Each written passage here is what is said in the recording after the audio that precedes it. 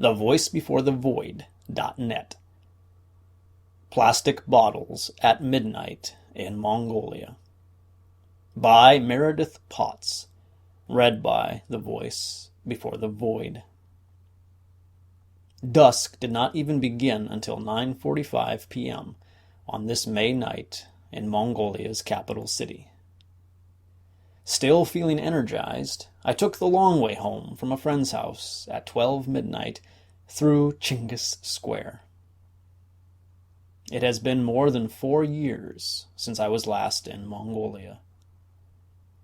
As I casually strolled, absorbing the dramatic changes in Ulaanbaatar, from the skyline to the abundant and overly friendly taxi drivers concerned for my safety at that late hour, in new cars, not 20-year-old junk heaps, to the new planters and upgraded sidewalks and well-lit streets, I became a bit annoyed with the plastic bottles everywhere.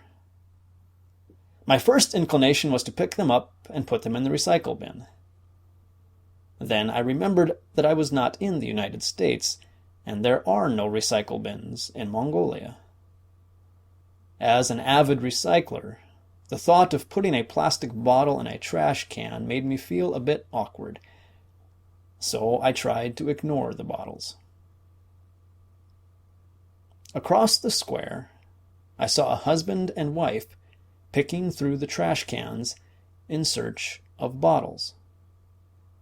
Wearing everything they owned, including a winter coat in 60-degree weather, their stained skin and soiled clothes were the familiar dark brown color created from years of layered dirt, telling a long, arduous, and painful tale.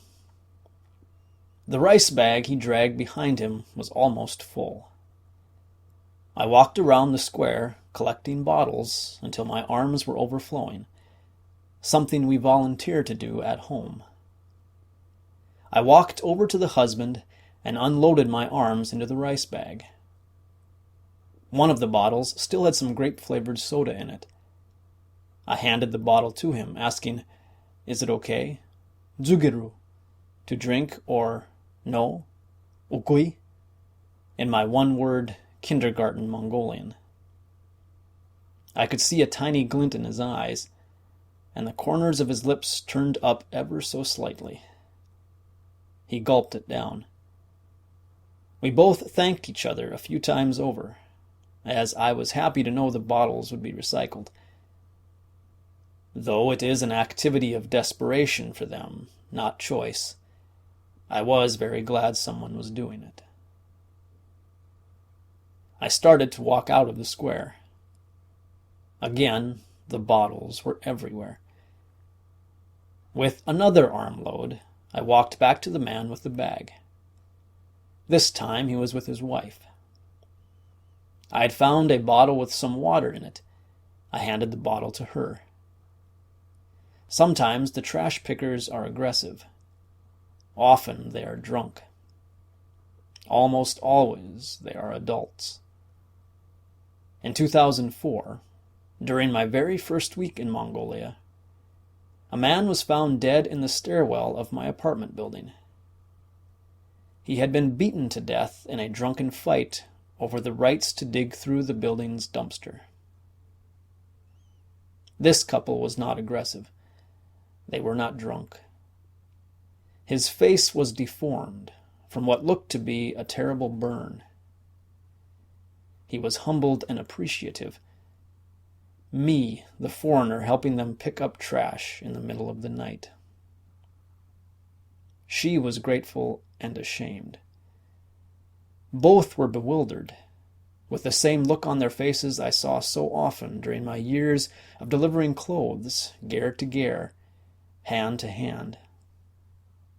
What? Why?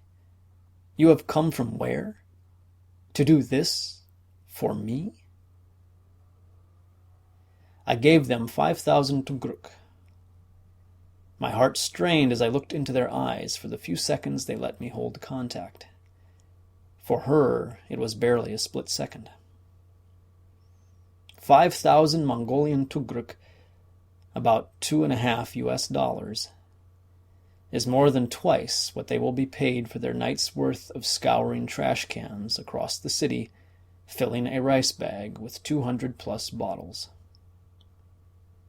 5,000 tugruk will barely buy a 500-milliliter bottle of water in the Western restaurant a few hundred yards away.